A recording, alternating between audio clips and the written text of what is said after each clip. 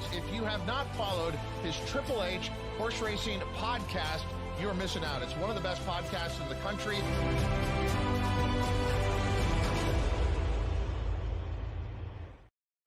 Good evening and welcome to episode 26 of Great Race Plays right here on the HHH Racing Podcast. I'm your proud host, Howard Kravitz, along with Pete Visco and Ryan Anderson. We are here to talk about a fantastic card at Santa Anita this Saturday, ladies and gentlemen, as we have some big time winning you're in Breeders' Cup prep races to talk about at the Great Race Place. It's going to be a fantastic day of racing. Please make sure you listen to us at Apple Podcasts, Spotify, and Anchor. You can follow us on X at HHH Racing Pod, and we've got a very exciting show. We'll try to incorporate some Santa Anita, at least the earlier part of Santa Anita, as there are a huge race that we're not talking about on tonight's show because we talk about the late pick 3 and the all-turf pick 3, but race, I believe it's 4, is the American Pharaoh on Saturday, which is the win and you're in for the 2-year-olds. Race 3, thank you. Race 3. There are, 6 horses in the race, 4 Bafferts, but it should have some Breeders' Cup implications, or will, of course, because that is a win and you're in. And we are going to be live. Pete is hosting. Ryan did a great job last week. Please check us out, 3:30 Eastern. That's going to be, 12:30 on the West Coast. We're going to be showing and talking about races from Keeneland, New York, and Santa Anita. Pete and Ryan Anderson at the bottom of the screen, who, like I said, did a great job hosting last week, is co-host of Pacific Horse Players and does a lot of things on his own channel, The Gallop Out and America's Best Racing. And, I mean, he's at FanDuel. He's world-renowned. Now, gentlemen, I'm going to take myself off screen because I have to switch hats. So I'll let you guys talk for a minute. How are we doing tonight? What's up, man? What's up, Pete? I haven't seen you on air in a while. We haven't been on a show together in a while. It's been a while. I think the last time it was just us two, and we went for about an hour and a half, maybe an hour 45. But hey, that's why. There's no shortage of time when we're on screen, right? That's right. We don't have a time limit. We don't believe in it. How you been? What is it? It's like what, 6 o'clock there? It's early. We can go. Oh yeah, it's 6:30. We can go till 10. I'm here all day. I'm a night owl, so I don't sleep. Only thing I have tomorrow is a flight to Keeneland at noon, so I got all the time in the world. Yeah, that's nothing. And that's just, you can have a couple beers, a little pregame, you'll be fine. Don't get mad at me, Santa Anita. We just had a big live show for Keeneland, which was open this weekend, but we got to represent the Great Race Plays with my first racing hat there. So big day, guys, coming up at Santa Anita on Saturday. We're going to cover races 6, 8, 9, and 10 on the show. Again, we always cover Saturday late pick 3 and all turf pick 3. We welcome everyone who's listening and watching on the Santa Anita YouTube channel and, of course, on the Santa Anita X handle as well. We greatly appreciate your viewership. Let's just jump right in, guys, to race 6. Again, this is the start, the first leg of the $3 all turf pick 3, and it's a nice way to start the sequence off as I go ahead and bring it on screen here in just a second. Right now, it's a maiden race, but I'll tell you what, it's an interesting race. It's for 2-year-olds, and here is the field. Again, race 6, about 3:38 Pacific Coast time. Field of 12 with an AE that's actually 9-2. Charlie's Curlin, who actually I think has a chance to win if the 13 gets in, but it's a wide open board. Moreline favorite is the Bob Baffert trained rail horse, the number 1 Falcon Jet. Again, Baffert and JJ. Let's see where the three of us are going to kick off the show and the turf pick 3. I'm going 6-1, 13 if it gets in, 5. Pete's going 6-5-1. So Pete and I are the same here. And Ryan's going 4-5-7. Ryan, we'll let you start first. You're going to go with Papa Mandela and Marco DeMuro, 5-1 on Medici. Yeah, definitely.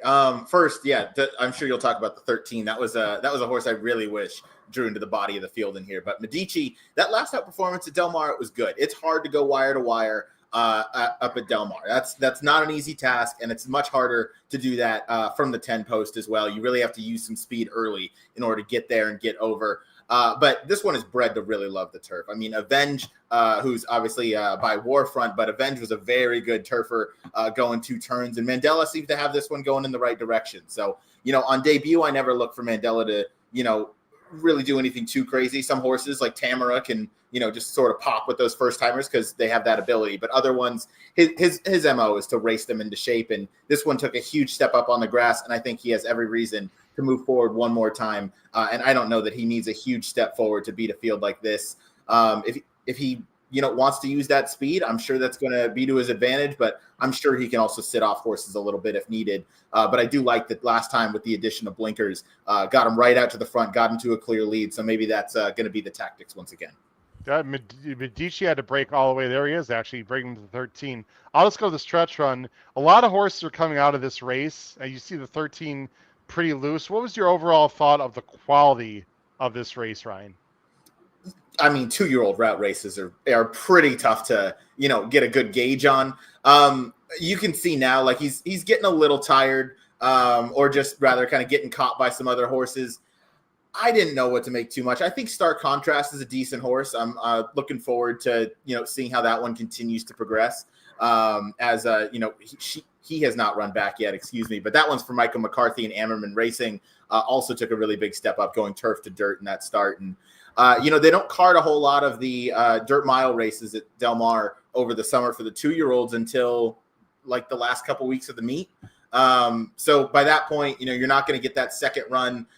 You can see this one debuted earlier in the summer at Del Mar and got the 2 runs in. Now has had some time, to continue that development, and I think can step up. But quality of the field, I don't know, but I don't think anybody in this field has necessarily faced world beaters as 2-year-olds. Hey, Ryan. Yeah, you like that. You like that race because Honey's Choice. You've got second, Ryan, who was closing there for third. I think Pete's gonna feel the same way based on his pick. I think it was okay. I don't love that field. I'll tell you what, the August 17th race that some of these horses are coming out of, like Whole Shebang, and let's see, there's a few coming out of that race. And Classico, the number 7. I think there's some at the bottom, and like Biggie. That August 17th race was awful. I don't like anyone coming out of that race. And I got to be honest, that race was okay that we just watched and did do much for me. But the race that Conducted is coming out of, Pete, the number 6, who you and I like, had Hey Nay Nay in it, who came back in a stake race. I thought that race was appreciably more difficult. I mean, it was a grade 3. And I thought that he got a very weird ride and trip from Mike Smith. This is OJ Howergy, and now Hector takes over, Pete. Yeah, by the way, Ryan, I was going to say on Medici, the one thing that knocked that horse down just a touch for me, you were talking about Avenge was a good turf horse, but her progeny's 0 for 13 routing on turf, and that scared me a bit because I didn't like how he gave up the lead a little bit there late. So I was like, oh, man, maybe he just wants to go shorter. But That's fair. Yeah, I mean, but again, I think it's nitpicking when you're looking at a pretty even field like this. As for Conducted, I think this one, you could look at a horse, aside from the grade 3, this is one that could maybe get lost otherwise just because neither race looks all that great on paper. And I do think we're going to need a little pace, Howard. I think this one, I mean, he just hasn't shown any sort of early speed. So I think we're going to need a little bit of pace, which the time form which you're bringing up there, thank you, doesn't necessarily show much. Yeah. I mean, I think we need probably one of these other horses to go out a little further and sort of tackle the one maybe a little bit earlier. But I just thought maybe the last one was a little too ambitious. You're coming off a sprint on a dirt race against Brandt, but not running that great. Brandt, Civil Liberty, Balboa. That was a really salty sort of maiden special weight too. So that's no knock losing that race. Agreed. But then just all of a sudden say, well, let's stretch out to a route, go on the turf and do it in a grade 3. That's a lot for any horse, and then doesn't break well and is way too far back. So I think maybe just overshot a bit that second time out. I like to switch to Barrios, and I think maybe if we can just get more of maybe a mid-pack trip, something a little bit closer, then I think this one might have some kick, and again, will be running against horses that are probably more on his level. I agree, Pete. So Conducted's the 8. I don't look, Mike Smith's a Hall of Famer. We've talked about, and he's not the same, and I especially do not like him long on turf. he just is he's lost the feel to me of how to ride some of these turf horses. I don't want to be so harsh, but I got to call it like it is. On the 8 here conducted, he broke slow. You'll see. Okay, I understand. Like sometimes they don't break. You'll see the break here in a second. But okay, fine. He's behind, but he wrangled. Look at the hold, Pete. Does everyone see this? Like he's strangling the horse. Like why? You see this? Like why take him back so far? Yeah, Look at the he could have horse. got He a wants spot to in run front of the 10. He could have he probably wants been to up there. run, Pete, and he's like strangling him back. I don't like that. Like he could have been up mid pack, in my opinion, and he's got to been last. There's no reason based on his first start, Pete, why he should have been last. And then he just waited way too long to make his move. He's on the outside in red. He's still sort of pulling. I know it's hard to see, ladies and gentlemen, but he wants to go, Pete. And Smith is like waiting and waiting and waiting and pulling back. And then I don't like what I saw in the stretch either. He's going to make this huge wide run. Okay, he's right here. And then you see that horse came over on him? Let me watch that. See the horse that's in like the I don't know, the red and blue. He's in the red cap. Watch right here. These two. Here's conducted. You see how he came over and now he has to wait. And then watch the stretch. Here he is. This is conducted. Like he's asking, but he's not, he never went to the whip reel. And like right here, Pete, he's just hand riding him. You see this? He's not even, he's just hand riding. He's not even asking at all. And it's not like he finished, that far back. He was right here. I don't know. I think it was a much better than it looked effort. I don't think he's a dead closer, Pete. I'll let you. Yeah, hold on a second, Ryan. Let me just finish. No, I don't think he's a dead closer at all. I think he's more mid-pack. I just don't like the way he was ridden. Go ahead, Ryan. I was going to say, I agree with everything you said on the ride that he was given that day. I just didn't – I think even though that race was a grade 3, I just didn't think it was the strongest. Hey, Nene, very talented horse, but Plutarch, the horse that finished in second, that horse was greener than the grass they were running on, and he still didn't get past. And, like, I just don't know the quality that was in behind Hey Nene. Again, that seems like a very, very talented colt for John Sadler, already a 2-time stake winner through the summer. But that was the reason I didn't have conducted anywhere, although I do like the jockey upgrade to Hector. Well, I just want to mention, and, again, take it for what it's worth, Ryan and everyone else. Hunting's choice, who Ryan has second, got an 84. Again, 2-year-olds can improve a lot from one start to the next. Medici, his top choice, had an 87. Conducted, in my opinion, who had trouble and wasn't ridden well and wasn't even ridden in the stretch. If you believe in time form, Ryan, Pete, you had the same fig the Medici got. So against better, in my opinion. So we're nitpicking, but you got to nitpick, Ryan. There's not a huge difference between some of these horses, and you got to make some decisions. Without a doubt, and I will say, before the show, I looked up the meaning of or the definition of overbet, and Falcon Jet popped up. So I'm happy none of us have that horse on top, because that horse is going to get ridiculously overbet in this spot. Well, let's talk about him and then we'll move on. I got a stat. I want to ask you guys a question. Bob Baffert. How many times has Bob Baffert stretched out a maiden from dirt to turf in the last 5 years? Not one. How many times in the last 5 years has Bob Baffert stretched out a maiden horse going dirt to turf? 2. Pete. I just made it up. 2? Yeah. I actually looked this up. I looked this one up too, Howard. So I was going to let Pete do it. Well, I'm assuming we have the same one. I've got him 1 for 7 in this category. Well, I had 3 for 41 just dirt to turf routes overall, not even with cheap. And he's 0 for 14 2-year-old maiden special weights on turf. So, and that all being said, me, the knucklehead, I've got him second. I've only got him second, guys, because he could be loose. Now, I know Medici went to the lead. This horse is faster. And if this horse gets to the lead, he could be dangerous. He's also bred, for turf with Starship Bonita a little bit. I mean, the horse had 1 lifetime start, but not really. I was thinking about another horse. The horse is not really bred for turf, but it is a Justify, and the Justifies run very well on turf all over the world. I just thought this horse was too talented and too fast to leave him completely off the ticket. Ryan, you left him off. Pete, you've got him third. There's definitely some red flags here. It's almost as if Bavert's just trying something new, Pete, but this might be the field to do it. Yeah, that's the thing. I mean, when you have a Baffert with a speed advantage can be tough with a pace advantage, I should say. But again, if it's not a turf horse and he's doing something, well, Baffert's doing something with a horse that he's not either accustomed to or all that good at, then this is the spot where you go against the Bafferts. I mean, so many times you're like, oh man, I'm not going to leave a speedy Baffert off. But in a turf race with a horse who hasn't run on turf yet and isn't necessarily bred for the turf, if you're not going to do it here, then when are you going to sort of go against the Baffert favorite? Go ahead, Ryan. It seems like you have some strong thoughts on being against this one here. Yeah, I mean, look, if we're in a dirt race, obviously Baffert being loose at any point scares me. But on turf, even if he's loose on the lead, I don't even get concerned that much. It's not something he's really good at doing, which is rare for Baffert. It's kind of like that. Shout out to Terry. It's a stat that one of the best trainers in the game is not good at. So I'm never going to take a Baffert at a short price. If there's a chance, there's a horse that ran a little.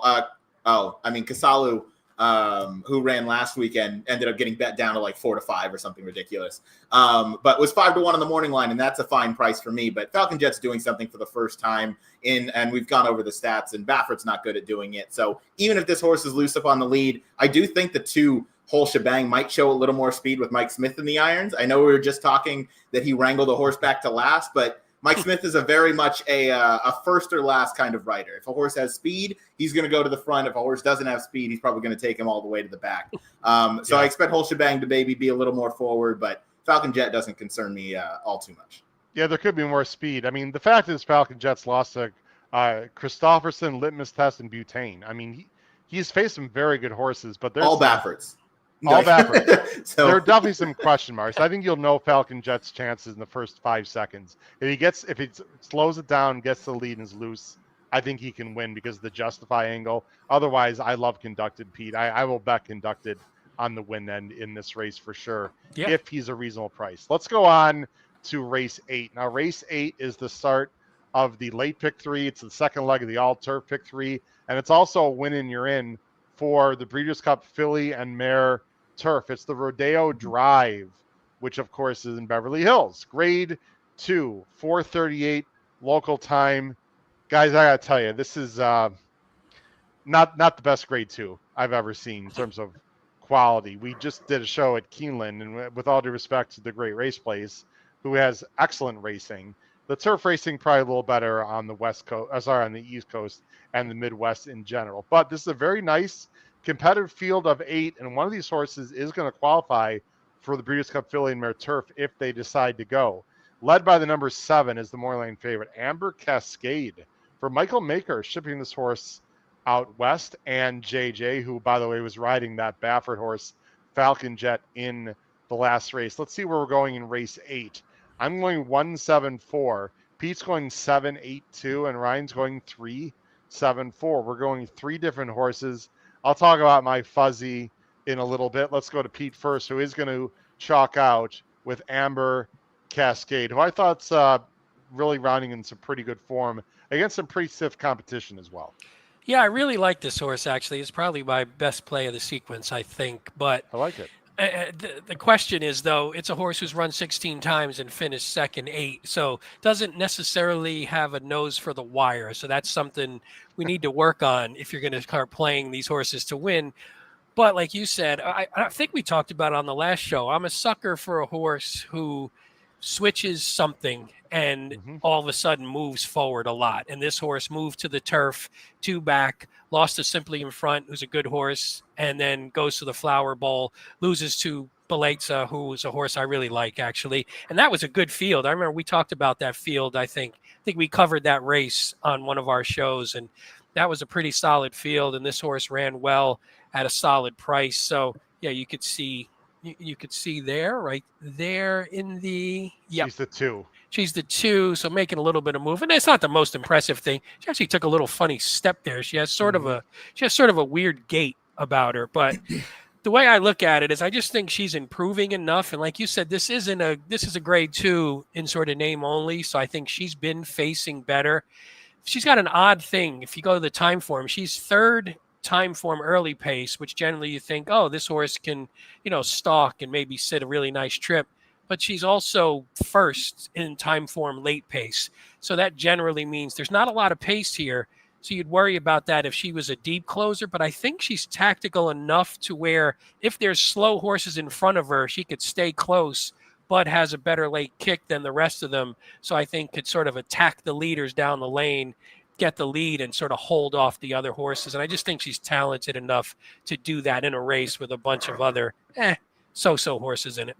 The Beleza would be even money in this spot. I would think so. Yeah, she's not she doesn't blow you away. I agree, but she's improving.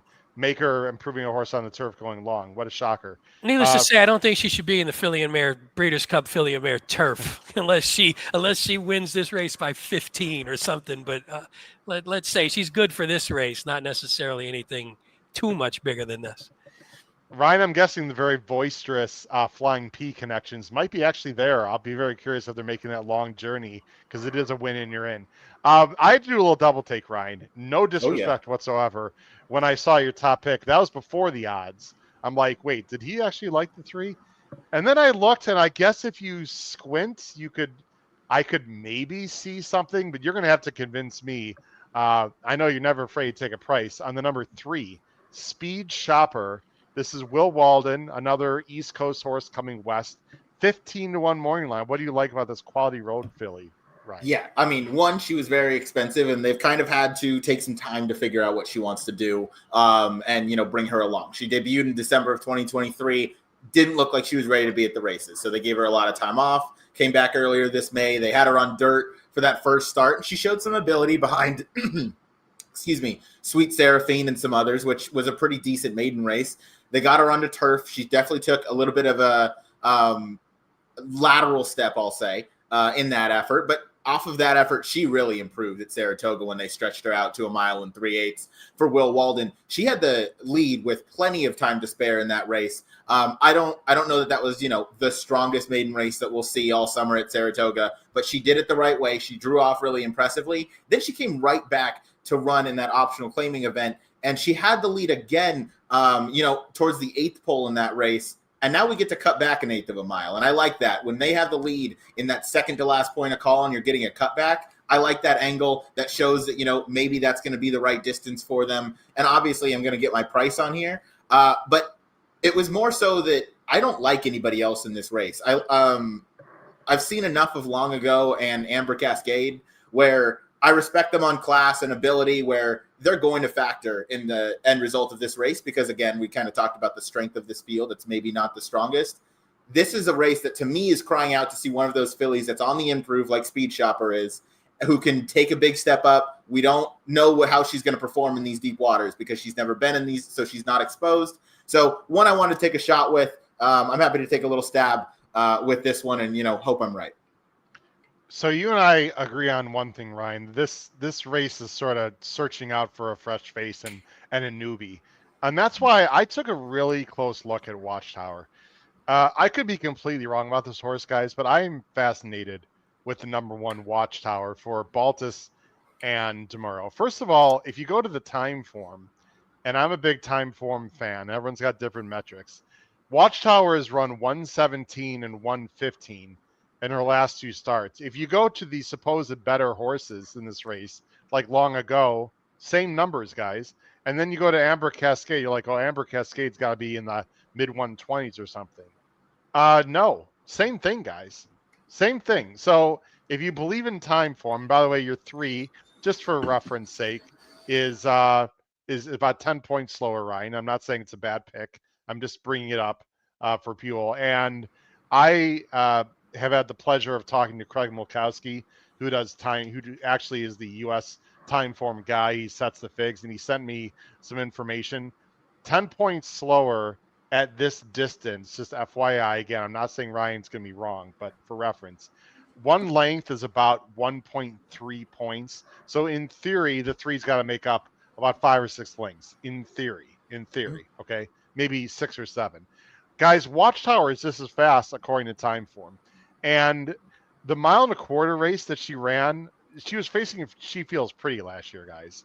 She had no chance in that race. And she was actually up close to a pretty hot pace. She's run 2 pretty good races. She ran just fine in the yellow ribbon. And then she was up way too close in that Kentucky Downs race and actually got a pretty good fig. Now they're coming back out west where she got an 89 before, guys. I know it was only a mile, but it was at Santa Anita. I think this horse is really interesting. I think she's going to sit a little bit further back. I think the pace could be decent. And it's sort of like a why not situation for me. I mean, who's really that good in this race? Similar to what Ryan's thinking. I'm going to take a look at Watchtower, and I think I'm going to get an okay price. Any thoughts on this horse, guys, and we'll move on. I had Watchtower in the Atomic Mist last year where she got up on her nose over Maduro. So I've been a fan of this filly in the past. I gave her a slight look in here just because she's third start of the form cycle as a 4-year-old, and she clearly still has her mind on running. So, I don't think she, shouldn't be considered by any means. You mentioned the 110 furlong effort was against She Feels Pretty. No one was beating that horse that day. So you can kind of draw a line through that. I don't love that maybe she didn't finish as strong as I would have liked to see going that distance. I don't know the best distance for her. She's a horse I'm very familiar with, obviously loving the West Coast. No idea where her best distance is. So maybe it's 10 furlong. So I got nothing bad to say on that pick. I don't know what her best distance either. I just know I don't want Autumn Miss and I don't want Long Ago. And so I agree with you, Ryan. But we certainly have horses that are going to have to pick it up a little bit.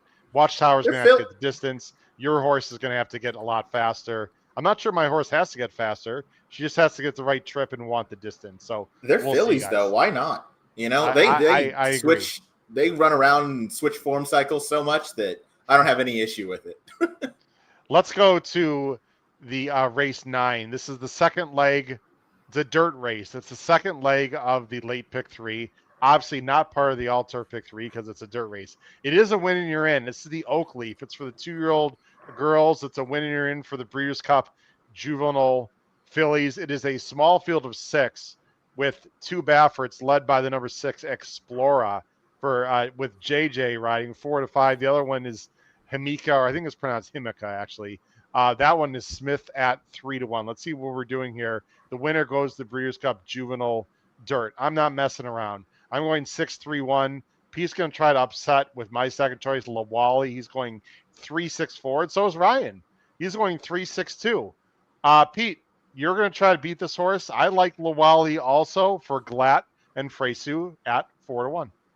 Yeah, this is another one, unfortunately, where I think we're going to need a little bit of pace up front. So it seems to be a common thread. One thing I do like, I think this horse, at least from a stretch out standpoint, going from 7 to the 8.5, I think it's going to be good. I think that should just be nothing but beneficial to this horse. Just using some of the weird numbers, just in case people don't know about them. The horse has a distance-wise, 381 Tomlinson is pretty good and has 100 in the time form. We don't talk about that one much, but time form also has its own rating in terms of sort of distance and surface.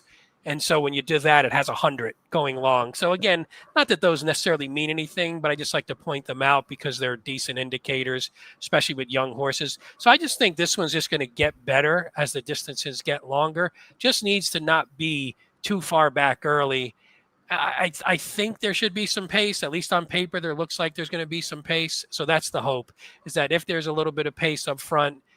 Explora did come back. Explora is stretching out, and we'll talk about Explora. I have a couple questions about her going long potentially. You never know. So we'll see if for some reason that speed doesn't hold and we look for someone coming from the back a bit. Pete, talk about what we see here. Explora's on the lead. Here's Lawali, the 6. This is a good experience, right? She's taking a lot of dirt. She's inside. She looks like she's got some run here. Explorer ends up beating her, but maybe the distance with this Constitution filly is going to work to Lawali's favor. I'm assuming you feel that way, and so does Ryan. Yeah, go ahead, Ryan. What'd you think about this race here with Explorer? Looked to me, I mean, Explorer had pretty much sort of everything her own way up front, which was nice, and I thought Lawali had to sort of at least work out a trip and was inside, and that's not always the easiest for young horses. I completely agree. Lawali had the kind of experience trip in there, whereas Explora had everything her own way. You get blinkers off in this spot, which that's kind of blinkers off sprint to route for Baffert. That's kind of the angle where it's, with his real horses, he does that. He did that with Medina Spirit. He's done that with a number of others. I believe he did that with Justify, but DRF doesn't go back that far. I'd have to go do some more digging, but he's done that with a lot of his top horses, and it's a very strong angle of his. But you're going to take a short price on a horse doing something for the first time. And I thought Lawali at least had that experience last time out in the Del Mar debutante where, she could build on that. And I think sprint to route, I don't know that she's going to need a ton of pace. I think she could sit in that second flight. I know time form doesn't have her all that fast early compared to some of the Bafferts that are stretching out. But, I mean, you're naturally brought into the race more when you stretch around 2 turns. And it's not like they're going to go a suicidal pace up top. And I would expect Explorer with the blinkers off to relax a bit more, or for them to, try and rate her speed a little bit. So all that to say, I think Lawali is kind of progressing the right way. And she has that experience of getting kickback and, having to make her own trip and maneuver a little bit, whereas Explorer really hasn't had any of that. And you're going to be taking all that on a whim where she can do it fine the first time. And again, it's Baffert and JJ and a very nice horse. She can probably do it fine the first time. I just don't want to take too short of a price on that. I'm going to go with Explorer, guys. She's 4 to 5, and I hear what you're saying, but the only real speed in this race are both Bafferts. I don't think Himiko wants this distance at all. I don't know what the plan is, but I'll tell you one thing. There's no freaking way that the 4 and 6 are battling each other. The way the 6 has been training, guys, I don't know if you watched any works or you found out or whatever. I love the 6 furlong work for Bob. So obviously they're trying to get stamina into the 6, and they're taking blinkers off. My guess is the 4 goes to the lead in a relatively slow pace. The 6 just tracks off and goes by whenever she wants. And I just don't like a lot of others in here. I do like Lawali, though. I think Lawali's got a shot for sure. I would only go 3-6 in this race. Pete, I'm surprised you didn't like the 1 a little bit, because the 1 closed like a train in that first race, but that was a very slow race in general. But this horse absolutely wants to go long. Lemon Drop Kid on the dam side. If these Bafferts are just not that good and can't get the distance, I wouldn't completely sleep on Bonsai Betty. The problem is she's just going to be probably too far back. But guys, I had a bad stat too. Papa Padromu, he's Okay. 0 for 22 second time starters going sprinter route. So That's not good. No, and because you know me, I love a good closer, but the figure was light, and again, there's nothing harder to gauge than from a figure standpoint, what a 2-year-old is going to do from that first to second start. It could be light years difference between the two. But I looked at it, I always want to pick a closer, and I think that's one that could hit the board, but I just didn't see enough there to get the win on the win end. So I'm with you. I think it's more like just go 3-6 and sort of move on, hopefully. Yeah, and I don't like either one of those in the Breeders' Cup Juvenile Filly race itself. We'll see. There's a lot that has to be ironed out. I don't think the Breeders' Cup Juvenile Filly winner is coming from the Oak Leaf on Saturday, in my opinion. It might. It could. It could. Might. But I actually did a little 2-year-old work today with my good friend Patrick Kunzel, because we were talking in the chat about how these Baffert monsters are just going to win these 2-year-old Breeders' Cup races.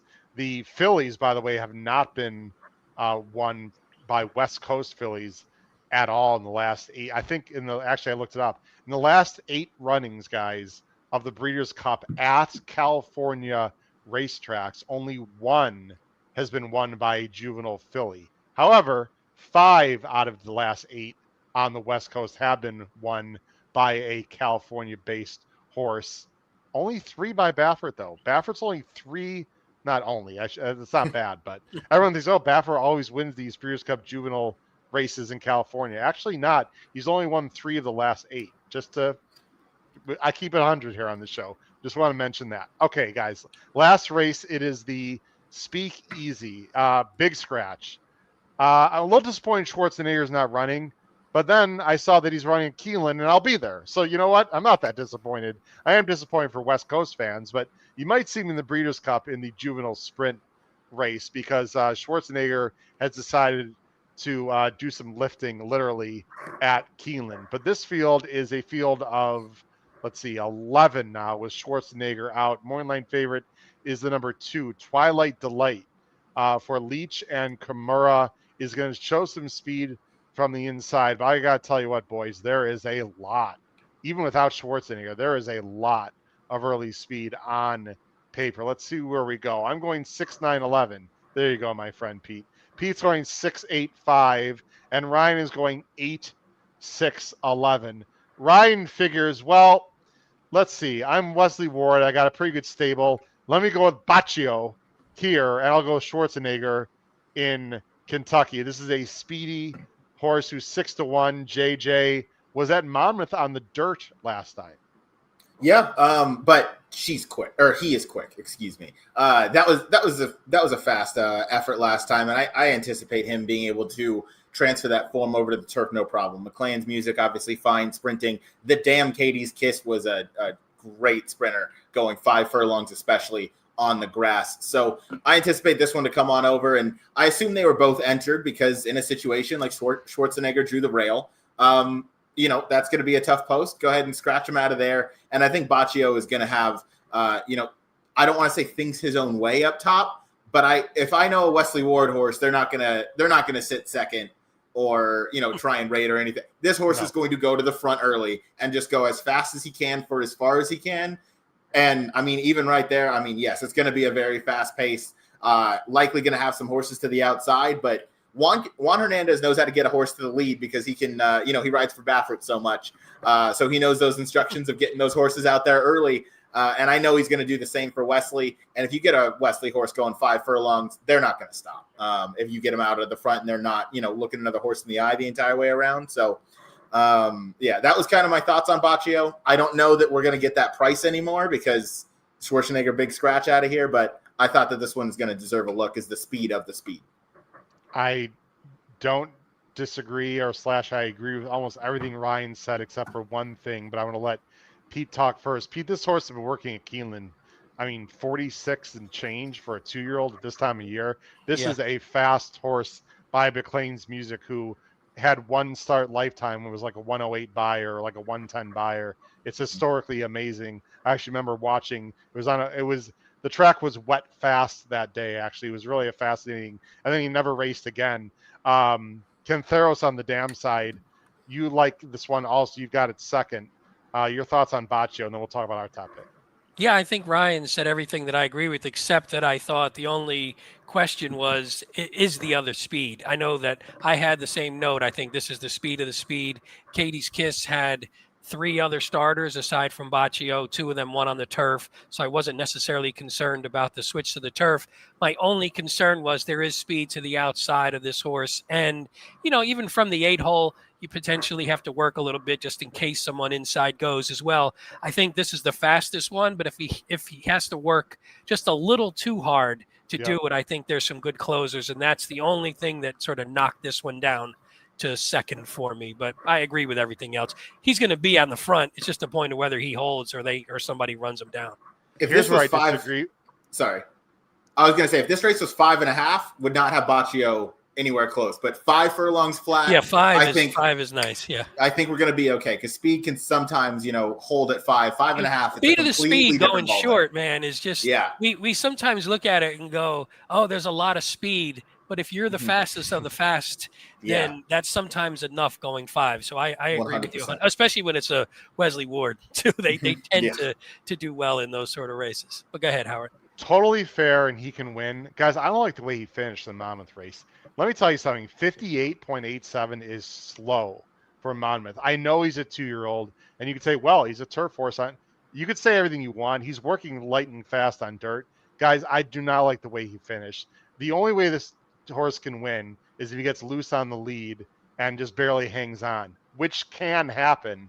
I'm just going to be betting against that. If he doesn't break perfectly, if someone pushes him hard, which I think they will, I don't think he has a lot of stamina, guys, and I think he's going to be 5-2 in this spot. Obviously, the odds are going to change greatly without Schwarzenegger. I love the 6 here. Ventry Strand. I know, Pete, you like this horse too. I know that was a Calbred race, and I know it sort of fell apart, but he's got 75K is actually a decent amount for a Calbred.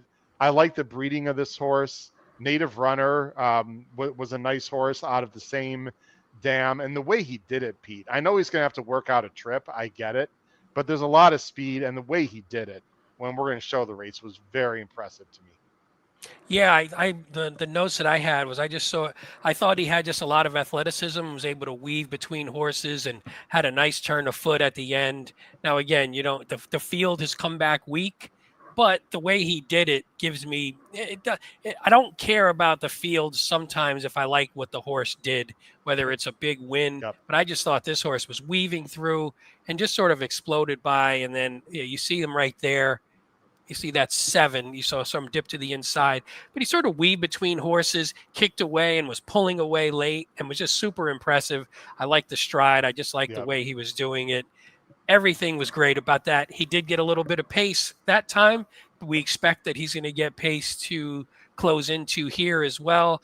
I like Barrios up. So there's so many things I like about this horse. Sadler, by the way, not a big sample size here. Second time starters in stakes races on the turf, 2 for 4 wins, 4 for 4 in the money, and just second time starters in stakes in general, 31% on the win end, 77% in the money. So he gets his horses off that first race. He gets the horses ready for stakes company second out. So there's a ton of stuff I like about this one.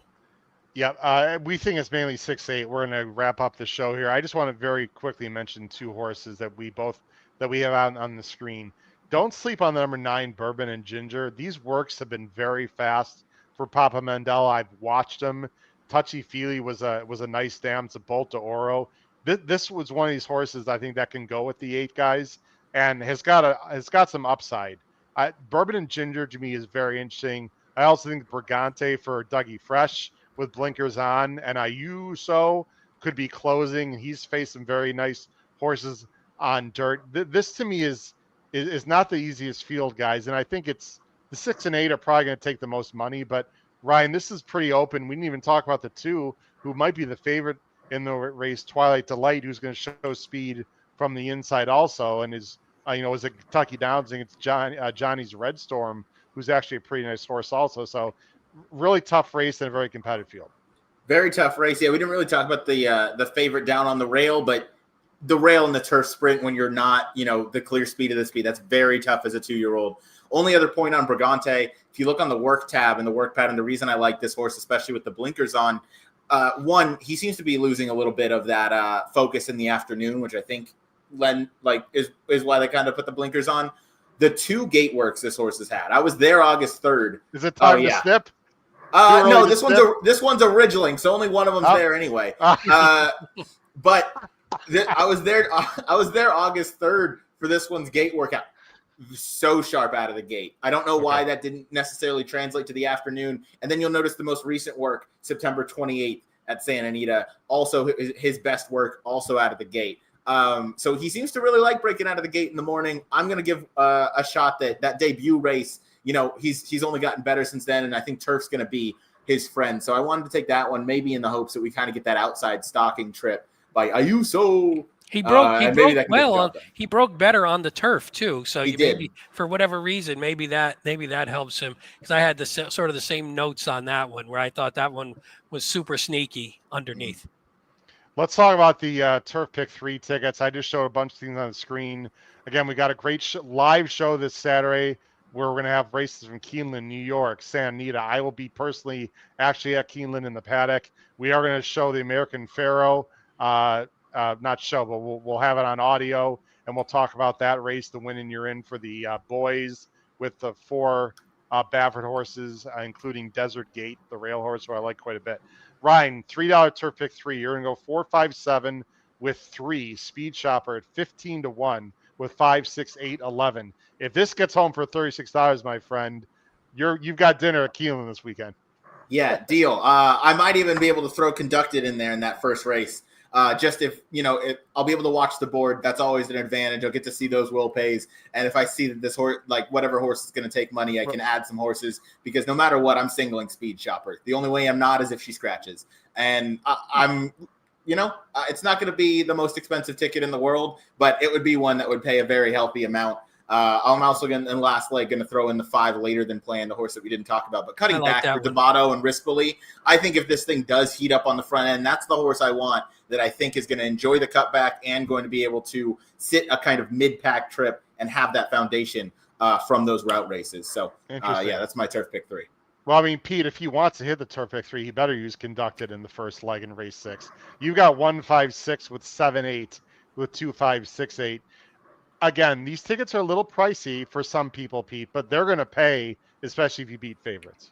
Yeah, that's the thing. I mean, if you can beat the favorites, I mean, we forget it's pricey, but it's also a $3 ticket, so it's not super pricey. And again, the second leg, if you like, say, Amber Cascade, if I singled Amber Cascade and said, you know what, I'm just going to get rid of Alpha Bella out of there and just went for the single, then I could chop it down and I can, raise the increment if I want to spend that much.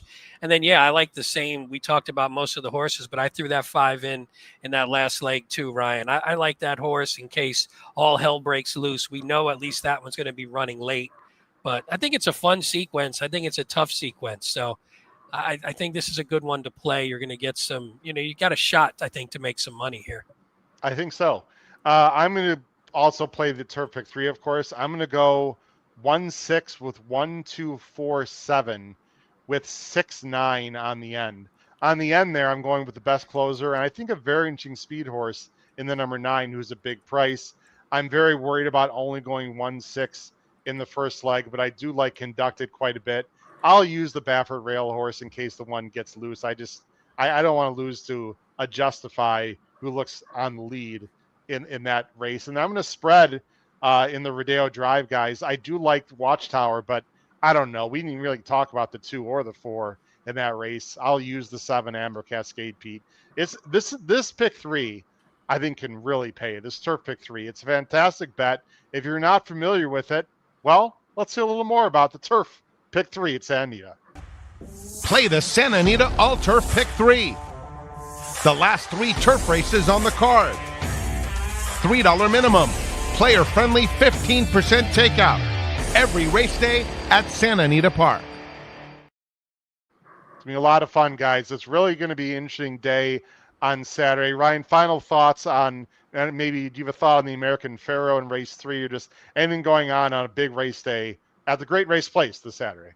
Boy, Saturday across the country is an overwhelming amount of racing and an overwhelming amount of stakes. But it's going to be good. I think there's some value to find in the American Pharaoh. I think Civil Liberty and Balboa might be the 2 that I use. Balboa is having that same blinkers off, going sprint to route on dirt that we talked about was so good of an angle for Baffert. And this is one of the colts. So, he typically does better with his male runners compared to the fillies and mares in his stable. So maybe Balboa is the one to kind of look out for. Christopherson had an interesting debut, who is one of your morning line favorites. And then you have the Chillingsworth as well. That's just kind of an interesting race as it came together. Tamara, the first daughter of Beholder, is in that race. So that's going to be fun to watch kind of as a racing fan perspective. I don't know that I want to put any money in that race. I'm just going to kind of watch as a fan. But loaded card through and through. And we didn't mention race 8 also starts the second half of the Sunset Pick 6 that First Bet has started. So, the last 3 at Gulfstream, the last 3 at Santa Anita is also a very fun bet.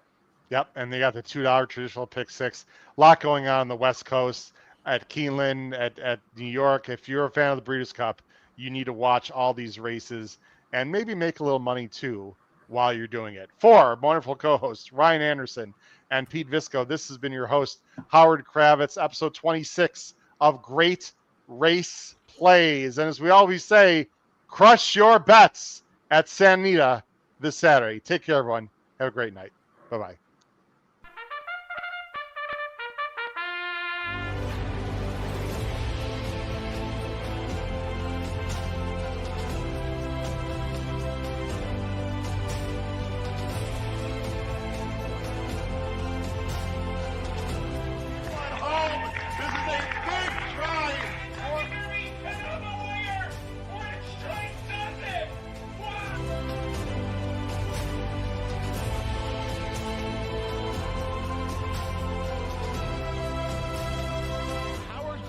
If you have not followed his Triple H Horse Racing podcast, you're missing out. It's one of the best podcasts in the country.